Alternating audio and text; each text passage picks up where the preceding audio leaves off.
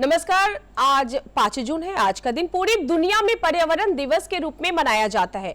बदलते और बिगड़ते पर्यावरण के दुष्प्रभावों से कृषि क्षेत्र भी अछूता नहीं रहा। इसलिए आप किसान भाई बहन पर्यावरण बचाने के इस मुहिम में अपने हिस्से का योगदान देना बिल्कुल ना भूलें। जैविक खाद का ही प्रयोग करें और खेतों में फसल अवशेष बिल्कुल ना जलाएं। और अब आपके लिए खबरें खेती में आज क्या है खास, आइए देखते हैं। मैं हूं रूपम।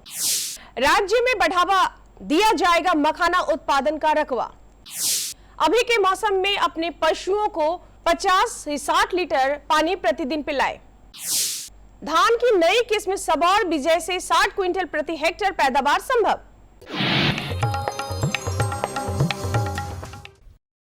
प्रदेश में किसानों को आधुनिक खेती के प्रति जागरूक किया जा रहा है। इस सिलसिले में बीते दिनों बामेती पटना के सभागार में उद्यान निदेशालय द्वारा मखाना पर 1 दिवसीय कार्यशाला का आयोजन किया गया, जिसमें राज्य के विभिन्न जिलों से आए प्रगतिशील किसानों ने हिस्सा लिया। प्रदेश में मखाना उत्पादन को बढ़ाने के लिए किसानों के सामने आ रही समस्याओं को जानना समझना और विभागीय स्तर पर समस्याओं को दूर करने की रणनीति बनाकर किसानों को मखाना की खेती करने के लिए प्रेरित करना इस कार्यशाला का मुख्य उद्देश्य रहा। और बिहार का मखाना देश विदेश सभी जगह जा रहा है, तो हम लोग चाहते हैं कि मखाने का उत्पादन बढ़े और मखाने के उत्पादन को 2 गुना तक हम लोग ले जाना चाहते हैं अगले 2-3 वर्षों में। तो इसके लिए किसानों को किस प्रकार अच्छे बीज मिले, अच्छी टेक्नोलॉजी मिले, जो इसमें कई प्रकार के तकनीक की आवश्यकता है वो चाहिए। तो हम लोग सभी चीज़ों पर इनसे फीडबैक ले रहे हैं कि इनकी क्या ज़रूरत है, क्योंकि ज़रूरत के हिसाब से हम लोग उनको मदद कर सकें। मुर्गी पालक किसान भाइयों, गर्म तेज हवाएं चल रही है, तापमान भी ज्यादा है और उमस की स्थिति अपने आप में खतरनाक स्तर पर पहुंच चुकी है। ऐसे में मुर्गियों को तेज धूप से बचाएं, उनके आहार और आवास स्थल पर विशेष ध्यान देने की आवश्यकता है, अन्यथा वे बीमार पड़ सकती है, जिसका सीधा असर आपकी आमदनी पर होगा। छोटी जोत वाले किसानों के लिए पशु और मुर्गी पालन उनकी आजीविका के नजरिए से काफी उम्दा व्यवसाय साबित होता है। मुर्गियों की बात करें तो वे काफी नाजुक होती हैं। मौसमी मार यानी अत्यधिक ठंड और ज्यादा गर्मी मुर्गियों और खासकर चूजे सहन नहीं कर पाते। अभी गर्मी अपने प्रचंड रूप में सामने है। इस मौसम में मुर्गियों को गर्मी से बचाए रखना बेहद जरूरी है। मुर्गियों के बारे में मुर्गियों के लिए पर्याप्त जगह होना अति आवश्यक है और बाड़े हवादार हो, इसका ध्यान रखने की अति आवश्यकता है। मुर्गियों की छत एस्बेस्टर से बनाए और उसे पर पराली डाल दे। दाना उन्हें एकदम सुबह और देर शाम में ही खिलाए। 2 से 3 घंटे पर उन्हें ठंडा और स्वच्छ पानी जरूर पिलाते रहें।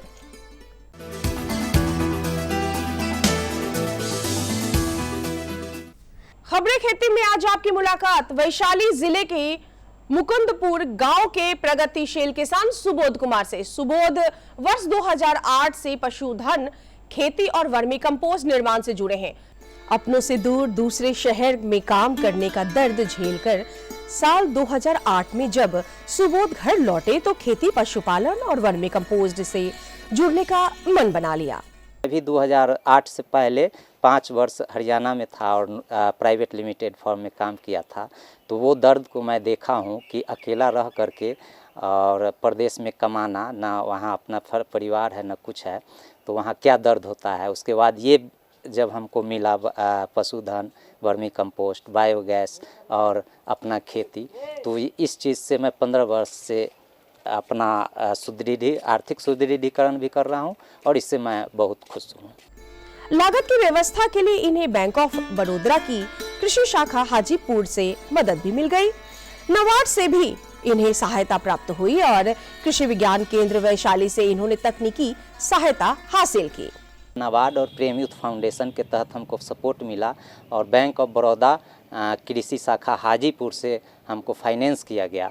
और उस टाइम में छोटा सा प्रोजेक्ट वर्मी कंपोस्ट का 3 लाख का मिला था, जिसमें 60 टन क्षमता का उत्पादन का हमने किया था और 60 टन क्षमता से किया, लेकिन आज हमारा बड़े पैमाने पे वर्मी कंपोस्ट उत्पादन हो रहा है। पशुओं के गोबर से सुबोध बायोगैस बनाते हैं, जो इनकी रसोई में गैस की आपूर्ति भी कर देता है। इन्होंने वर्मी कंपोस्ट की टंकी भी बना रखी है, जिसका इस्तेमाल जैविक खाद के रूप में करते हुए ये फसल का शुद्ध और अच्छा उत्पादन ले रहे हैं। वर्मी कंपोस्ट के केचुए से सुबोध वर्मी वाश भी बना लेते हैं, जिसे फसलों के ऊपर स्प्रे करिए भरपूर फसल ले रहे हैं।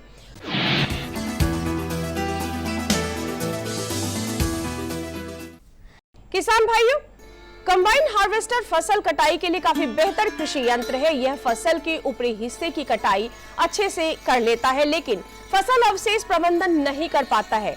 इसके लिए स्ट्रॉ रीपर एक कारगर कृषि यंत्र है जो अनुदानित दर पर किसानों को उपलब्ध कराए जाते हैं। पशुपालक किसान भाइयों, आप देख रहे हैं कि अभी गर्मी अपने चरम पर है। इस समय पानी ही आपके पशु की हिफाजत कर सकती है। अन्य दिनों की अपेक्षा इस मौसम में पशुओं को प्रतिदिन 20 से 25 लीटर अतिरिक्त पानी की आवश्यकता पड़ती है, और अगर आपके पशु दूध दे रहे हैं तब उन्हें और ज्यादा पानी की जरूरत पड़ेगी, अन्यथा वे लू के चपेट में आ सकते हैं, जिसका सीधा असर उनके दूध देने की क्षमता पर पड़ेगा। किसान भाइयों, बिहार कृषि विश्वविद्यालय के वैज्ञानिकों ने धान की नई किस्म सबौर विजय की खोज की है। बिना रोपनी सीधी बुवाई में भी धान की यह नई किस्म 60 क्विंटल प्रति हेक्टेयर उत्पादन देगी। रोपनी विधि में उत्पादन 65 क्विंटल प्रति हेक्टेयर तक जब मिल जाएगा आप सभी को। कम पानी, कम उर्वरक और कम खर्चे में सामान्य धान की तुलना में सबौर विजय आपको 35% अधिक उत्पादन देगा। धान की इस नई किस्म में रोग प्रतिरोधक क्षमता भी काफी अच्छी विकसित की गई है। अब धान की खेती का समय आ गया है। आप हमारे कृषि वैज्ञानिकों द्वारा खोजी गई धान की इस नई किस्म को आजमाकर उत्पादन ले सकते हैं। आइए अब एक नजर डालते हैं मंडी के ताजा भाव पर। राजधानी पटना सहित प्रदेश की विभिन्न सब्जी मंडी में आज आलू और प्याज के ताजा भाव उतार चढ़ाव के बावजूद कुछ इस प्रकार स्थिर बने हुए हैं। नया लाल आलू 2700 रुपए प्रति क्विंटल, नया सफेद आलू 2600 रुपए प्रति क्विंटल, लोकल प्याज 2500 रुपए प्रति क्विंटल। चलते चलते किसान भाइयों, पेश है आपके लिए मौसम का पूर्वानुमान। राजधानी पटना सहित प्रदेश के अधिकांश हिस्सों में अधिकतम तापमान सामान्य से ऊपर बना हुआ है। मौसम पूर्वानुमान में बताया गया है कि अधिकतम तापमान में वृद्धि और होने की संभावना है। ऐसे में राजधानी पटना सहित पूरे प्रदेश में अधिकतम तापमान 44 डिग्री सेल्सियस जबकि न्यूनतम तापमान 30 डिग्री सेल्सियस के आसपास बने रहने की संभावना है। अभी किसान भाइयों को सलाह दी जाती है कि गर्मा मूंग की फलियों को तोड़ ले और हरी खाद हेतु उसमें पौधों को मिट्टी पलटने वाले हल से खेत में मिला दे। दलहनी फसल लगाने के पूर्व बीजोपचार थीरम या कैप्टॉन 2.5 ग्राम प्रति किलो बीज की दर से उपचारित करना चाहिए। किसान भाई अभी आप मूंगफली, तेल आदि की बुवाई कर ले सकते हैं। नमस्कार हमारे मेहनतकश अन्नदाता किसान भाई बहनों, स्वागत करती हूँ आपका अपने कार्यक्रम कृषि दर्शन में और मैं हूँ आपके साथ पूनम। किसान भाइयों, अभी आपने देखा खेतीबाड़ी से जुड़ी खबरें खेती के माध्यम से, जिसमें आपने जाना मंडी भाव, उपकरण, उन्नत प्रभेद, सफलता की नई कहानी और साथ ही मौसम संबंधी समाचार। अब बढ़ते हैं कार्यक्रम के अगले भाग की ओर। किसान भाइयों, आज हम जानेंगे कि लोबिया की वैज्ञानिक खेती कैसे करें, क्योंकि लोबिया स्वास्थ्य के दृष्टिकोण से महत्वपूर्ण है और साथ ही यह बोड़ो के नाम से भी प्रचलित है। तो आइए चलते हैं हमारे वैज्ञानिक डॉक्टर शशांक शेखर सोलंकी जी के पास, जो हमें बताएंगे कि लोबिया की वैज्ञानिक खेती कैसे करें। नमस्कार किसान भाइयों, स्वागत है आपका कार्यक्रम कृषि दर्शन में और मैं हूं आपके साथ किश्वर जबी। किसान भाइयों, आज हम बात करेंगे लोबिया के विषय में, जिसे बोड़ो और काउपीस दोनों नामों से जानते हैं। किसान भाइयों, ये एक दलहनी फसल की तरह भी जाना जाता है, जो कि स्वास्थ्य के लिहाज से काफ़ी फायदेमंद होता है। फाइबर से भरपूर होता है ये लोबिया। तो किसान भाइयों, इसकी वैज्ञानिक खेती के विषय में जानकारी हासिल करने के लिए हम पहुंच चुके हैं नालंदा उद्यान महाविद्यालय नूरसराय, और हमारे साथ मौजूद हैं डॉक्टर शशांक शेखर सोलंकी जी, जो कि सहायक प्राध्यापक सहकनीय वैज्ञानिक है। तो डॉक्टर साहब, आपका हमारे कार्यक्रम में आने के लिए बहुत बहुत स्वागत है। डॉक्टर साहब, सबसे पहले हम जानना चाहेंगे कि लोबिया कितना महत्वपूर्ण है और इसकी खेती के पहले किसान भाई खेत की तैयारी कैसे करें और बुआई कैसे करें। जी, बिल्कुल। लोबिया जो है उसकी महत्ता हम इसी से जान सकते हैं कि लोबिया को पुअर मैन्स मीट बोला जाता है, मतलब गरीबों के लिए ये मीट की तरह है, क्योंकि इसमें प्रोटीन का जो कंटेंट है वो बहुत ज़्यादा होता है। और किसान भाई लोबिया की खेती 2 बार कर सकते हैं, एक तो ग्रीष्मकाल में और एक जो अभी बरसात की फसल ले सकते हैं लोबिया का उपयोग तो बहुत तरीके से किया जाता है। इसे सबसे पहले तो हम सब्जी के रूप में इस्तेमाल करते हैं। इसके अलावा लोबिया को हम पल्स के रूप में, दलहनी फसल के रूप में इस्तेमाल करते हैं। साथ में इसे चारे के लिए भी, पशुओं के लिए भी इस्तेमाल किया जाता है। और ये क्योंकि दलहनी फसल है तो ये मिट्टी की उर्वरा शक्ति को भी बढ़ाती है। और लोबिया की जहाँ तक खेत की तैयारी है, तो खेत में अगर नाइट्रोजन की मात्रा कम भी है तो उस खेत में भी इसको भरपूर बहुत अच्छे तरीके से उगाया जा सकता है। और लोबिया के लिए क्या किसान भाई को करना है, बरसात में इसको मेड़ पे लगाना है, ये ज़रूर ध्यान रखना है। खेत की उर्वरा शक्ति मॉडरेटली होनी चाहिए। जिस खेत में पानी ना रुकता हो वहाँ पे ही इसको लगाना है, क्योंकि ये पानी अगर खेत में खड़ा हो रहा है तो वहाँ पे ये उसको बर्दाश्त नहीं कर पाती, इसमें विल्ट की समस्या आ जाती है। और लोबिया जो है उगाने के लिए किसान भाइयों को जो किस्म है उसके बारे में भी हम लोग परिचर्चा करेंगे। कई किस्में ऐसी हैं जिसको किसान भाई उगा के अच्छी आमदनी प्राप्त कर सकते हैं। तो डॉक्टर साहब, आपने अभी बताया कि लोबिया की खेती से पहले खेत की तैयारी कैसे करें, तो क्या इसमें कोई खरपतवार की समस्या भी आती है बुआई के बाद? लोबिया में जहाँ तक है कि जब बुआई लोबिया की जाती है उसके बाद हम लोग क्या करते हैं कि उसमें एक हैंड वीडिंग करवाते हैं। लोबिया का जो नेचर है क्रॉप का वो क्रीपिंग टाइप है, मतलब वो खुद ही जो है फसल इतनी तेज़ फैलती है कि खरपतवार उससे कम्पीट बहुत ज़्यादा नहीं कर पाते। शुरुआत में बस एक हैंड वीडिंग की अगर आपने अच्छे किसान भाई अच्छे से कर लेते हैं तो उसके बाद इसकी जो फसल है वो ज़मीन पे फैल जाती है और ज़्यादा वीडिंग की बहुत ज़रूरत नहीं पड़ती है इस फसल में। और साथ में क्योंकि मैंने बताया शुरुआत में ही कि पानी की कम आवश्यकता होती, जिस भी फसल में पानी की आवश्यकता कम होती है वहाँ पे जो वीड है उसका ग्रोथ भी बहुत स्लो होता है, बहुत कम होता है। हम ये जानना चाहेंगे कि क्या लोबिया के फसल में, खेत में प्रमुख समस्याएं कौन कौन सी हम किसान भाइयों को देखनी पड़ सकती है और इस समस्या का निजात कैसे पा सकते हैं? लोबिया की जो फसल है उसमें अगर कीड़ों में बात किया जाए तो फ्रूट बोरर जो है वो बहुत ही घातक है। इसमें क्या होता है फली बेधक में कि उसके फली में छेद कर देते हैं, फली जो है वो खाने लायक नहीं रह जाती। और जो ये बोरर है इसका लार्वा जो स्टेज है वही ज़्यादा घातक है।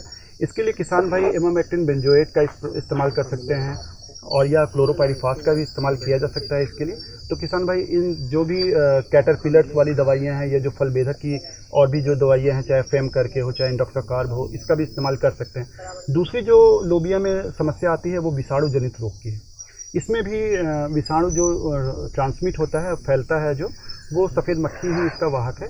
और इसमें क्या होता है कि अगर किसी पौधे में ये विषाणु लग गया तो उस पौधे की पत्तियां बिल्कुल से मुड़ जाती हैं, चितकबरी हो जाती हैं, यही उसकी पहचान है। शुरुआती अवस्था में अगर 1 से 2 पौधे पे ये दिखाई दे तो किसान भाई त्वरित जो है उसको उखाड़ के किसी गड्ढे में दबा दें और तत्पश्चात जो है कीटनाशकों का इस्तेमाल करें। कीटनाशकों में मैं बताया, पहले भी बता चुका हूँ कि आपको इमिडाक्लोरपिड जो है वो दवा काफ़ी अच्छी है। 1 ml दवाई को 2 लीटर पानी में मिलाकर उसकी दर से उसके बाद छिड़काव किया जा सकता है। इसके अलावा किसान भाई जो है लांसर गोल्ड का इस्तेमाल कर सकते हैं या एसीफेट का इस्तेमाल कर सकते हैं, क्लोरोपाइरीफॉस का इस्तेमाल कर सकते हैं। किसान भाइयों को दवाइयाँ भी बदल के इस्तेमाल किया जाना चाहिए ताकि कीट में प्रतिरोध भी ना हो और अच्छे से रोग का नियंत्रण हो सके। जी, तो डॉक्टर साहब अभी आपने बताया है कि लोबिया यानी बोरो की फसल में, खेत में कीट व्याधि का प्रबंधन कैसे करें, होने वाले रोग कौन कौन से हैं, उनके लक्षण क्या हैं।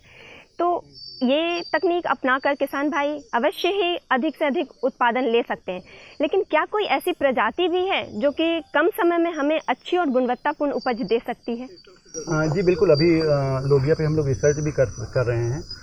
लोबिया में एक्चुअल में अगर प्रजातियों की बात करें तो बहुत सी नई प्रजातियां निकली हुई हैं, जैसे काशी नंदिनी करके, पूसा कोमल एक बहुत ही पुरानी बहुत अच्छी प्रजाति है जिसमें फाइबर कंटेंट कम है। किसान भाई चाहते क्या हैं कि जो लोबिया खाएं उसमें प्रोटीन बहुत ज़्यादा हो और वो जो है बहुत सॉफ्ट हो, फाइबर कंटेंट उसमें जो है वो कम हो। तो उस तरह से पूसा कोमल वैरायटी अच्छी है। लेकिन अभी जो वैरायटी आई है काशी नंदिनी, काशी निधि, ये सब किस्में बड़ी अच्छी है। आजकल मार्केट में एक और यार्ड लॉन्ग बीन का कंसेप्ट बहुत ज़्यादा चला है। यार्ड लॉन्ग बीन जो है, जैसे विग्नान अंगुइकुलाटा है लोबिया जो, वो सिस्क्विपेडलिस है, उसी का और एक स्पीसीज़ है और काफ़ी क्लोज है, लोबिया से काफ़ी मिलता जुलता है। इसके फली जो इसकी है वो काफ़ी लंबी होती है और उपभोक्ताओं के द्वारा बहुत ही ज़्यादा इसको, तो बहुत सी वैरायटी जो है यार्ड लॉन्ग की भी बीन की भी डेवलप की जा रही हैं और की गई हैं। तो उस पर भी हम लोग कार्य कर रहे हैं और जल्दी ही किसान भाइयों को कुछ नई प्रजातियाँ और उपलब्ध करा पाएंगे। तो डॉक्टर साहब, आपने लोबिया की वैज्ञानिक खेती के विषय में किसानों को बताया कि कैसे इसकी खेत की शुरुआत से लेकर उसकी प्रमुख समस्याएं, उसके निदान और वैरायटी के बारे में बहुत ही अच्छी जानकारी दी। उम्मीद है हमारे किसान भाइयों को इसका लाभ अवश्य ही मिलेगा, वे आर्थिक दृष्टि से अवश्य ही स्ट्रांग होंगे। इसके लिए डॉक्टर साहब आपका बहुत बहुत धन्यवाद। आप हमारे कार्यक्रम में आए। किसान भाइयों, अभी आपने जाना कि बोड़ो की वैज्ञानिक खेती कैसे करें। अब बढ़ते हैं कार्यक्रम के अगले भाग की ओर। पशुपालक किसान भाइयों के लिए इस मौसम में मुश्किलें बढ़ जाती हैं क्योंकि पशुओं को कई तरह की बीमारियां हो जाती हैं। उनमें से एक है लंपी रोग। तो आइए जानते हैं कि कैसे लंपी रोग से बचाव किया जाए दुधारू पशुओं में, हमारी वैज्ञानिक डॉक्टर सबिता कुमारी जी के साथ। नमस्कार किसान भाइयों, मैं हूं कुमारी नवजीत और आप सभी का स्वागत है कृषि दर्शन कार्यक्रम पे। लंपी रोग है क्या, इसकी रोकथाम कैसे करें, इसकी बचाव कैसे करें, इन सब से जुड़ी महत्वपूर्ण जानकारी देने के लिए आज हमारे साथ मौजूद हैं डॉक्टर सबिता कुमारी, सह प्राध्यापक, बिहार वेटनरी कॉलेज, पटना, बिहार से। नमस्कार मैडम, आपका बहुत बहुत स्वागत है हमारे कृषि दर्शन कार्यक्रम में। मैडम, सबसे पहले मैं जानना चाहूँगा कि लंपी रोग है क्या और ये पशुओं में कैसे फैलता है, इसके बारे में हमारे किसान भाइयों को थोड़ा बताइए। लंपी रोग एक विषाणु जनित रोग है जो कि पॉक्स वायरस के कैप्री पॉक्स वायरस से फैलता है। और ये बीमारी जो है भारत में बहुत पुरानी बीमारी नहीं है। 2019 में ये सर्वप्रथम उड़ीसा में रिपोर्टेड हुई। उसके बाद से ये बीमारी लगातार फैलते जा रही है और ये बीमारी विषाणु जनित है और मुख्यतः ये जो है कीटों के काटने से, जैसे कि मच्छर, मक्खी और अन्य कीटों के काटने से फैलता है। तो ये बीमारी जो है मुख्यतः बरसात के मौसम में या फिर उस समय ज़्यादा होता है, या जब कीट का प्रकोप ज़्यादा होता है उस समय भी यह बीमारी ज़्यादा देखने को मिल सकती है। जैसा कि आपने बताया मैम कि लंपी रोग के बारे में कि ये क्या है, इसके लक्षण क्या है, शुरुआती दिनों में हम कैसे पहचान करें कि ये लंपी रोग ही है? इस बीमारी में जो हम सबसे पहले देखते हैं कि पशु बीमार पड़ता है, सुस्त होने लगता है, उसमें बुखार हो जाता है और उसके शरीर पे, पूरे शरीर पे गांठ जो है, इसका नाम ही है गांठदार बीमारी, और 2 से 5 सेंटीमीटर व्यास के इसके शरीर पे गांठ होने लगता है। और ये गांठ और इसके साथ साथ ही पशु में दूध उत्पादन घट जाता है, पशु खाना पीना कम कर देता है, वो सुस्त होने लगता है। और जब ये बीमारी ठीक होने लगती है तो ये गांठ धीरे धीरे सूखने लगते हैं। लेकिन बहुत बार ऐसा होता है कि ये गांठ सूखता नहीं है और ये कभी जो है अल्सर या घाव का रूप ले लेता है और काफ़ी लंबे समय तक ये गांठ शरीर पे मौजूद रहता है। इस कारण से और कभी कभी आँखों के आसपास भी पशु में जो है वो घाव बन जाते हैं, अल्सर बनने लगते हैं।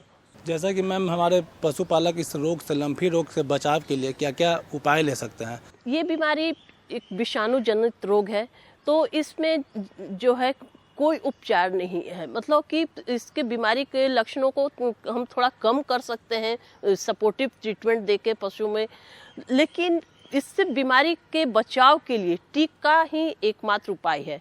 और इस बीमारी में जो टीकाकरण किया जाता है, और देश में भी, अभी भारतवर्ष में भी इसमें एक नया टीका जो है लंपी प्रोवैक जो है वो इजाद किया गया है। और इस बीमारी से बचने के लिए पशु में हर साल टीकाकरण की व्यवस्था की गई है, टीका करते हैं पशुओं की।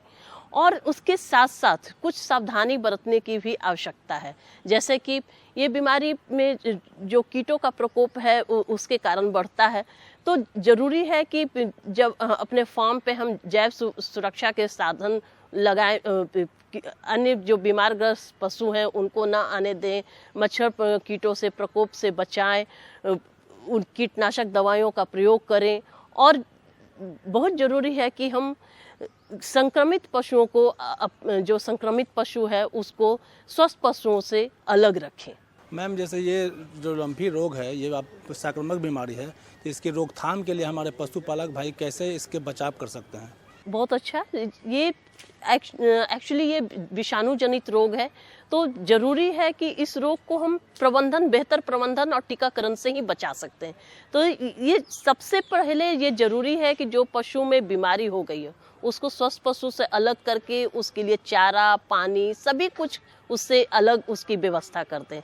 और साथ ही साथ जो है जो संक्रमित पशु है उसको पशु चिकित्सक से परामर्श ले और उसको और उसमें बीमारी का संक्रमण और ना बढ़े, इसलिए उसमें सपोर्टिव ट्रीटमेंट, जैसे कि उसमें हम एंटीबायोटिक का ट्रीटमेंट चला सकते हैं जिससे कि उसमें संक्रमण ना हो, बैक्टीरियल का संक्रमण ना हो। एंटीहिस्टामिनिक ड्रग या फिर एंटीस्टेरॉइड ड्रग चला सकते हैं जो कि बीमारी के तीव्रता को कम करेगा। हालांकि बीमारी का ये विषाणु जनित होने के कारण सिर्फ टीका ही एकमात्र उपाय है, लेकिन इसके लक्षण को हम कम कर सकते हैं जब हम इसमें सपोर्टिव ट्रीटमेंट देते हैं। और पशु चिकित्सक या जो निकटतम चिकित्सालय है, पशु चिकित्सालय है, उनसे संपर्क करें, पशुओं के नमूनों को एकत्र करवा के उसका समुचित जांच करवाएं और पशु शेड में हमेशा साफ सफाई करें, कीटनाशक दवाइयों का छिड़काव करें, बरसात के पूर्व पूरा व्यवस्था करें कि मच्छरों का प्रकोप कम हो, कीटाणुओं का प्रकोप कम हो। और इस तरह से हम विविध प्रबंधन को करके इस पशुओं को हम इस रोग से बचा सकते हैं। मैम, ये जो लंपी रोग से जो पशु ग्रसित होते हैं, तो क्या वो वायरस जो है वो पशुओं के द्वारा इंसानों में फैलता है? अभी तक ये इसका कोई रिपोर्ट नहीं मिला है कि ये इंसानों में फैलता है, लेकिन बेहतर होगा कि संक्रमित पशु का कच्चा दूध इंसान सेवन ना करे। साथ ही साथ बाछे बछड़ियों को भी इसका कच्चा दूध का सेवन ना करवाएं।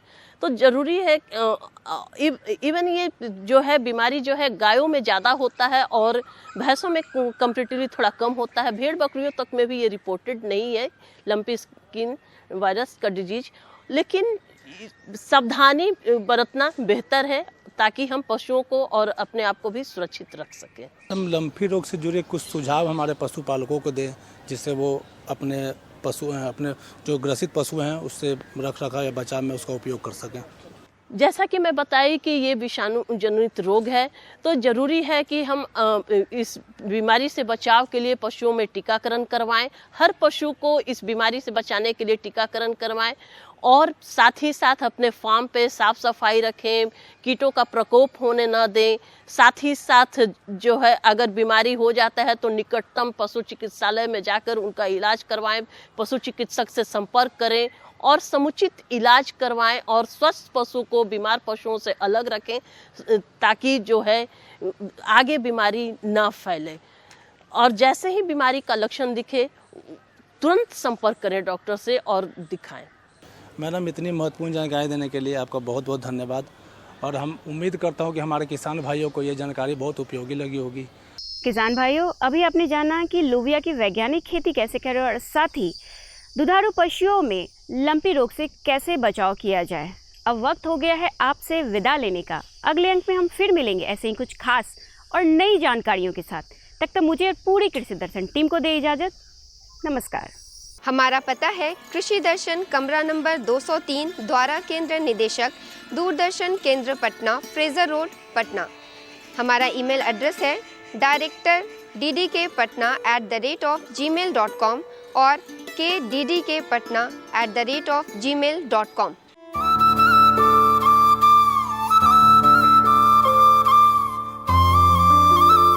किसान भाई बहन, हमरो चैनल तोरो चैनल जल्दी आवी रहना छे एक नया रंग रूप में।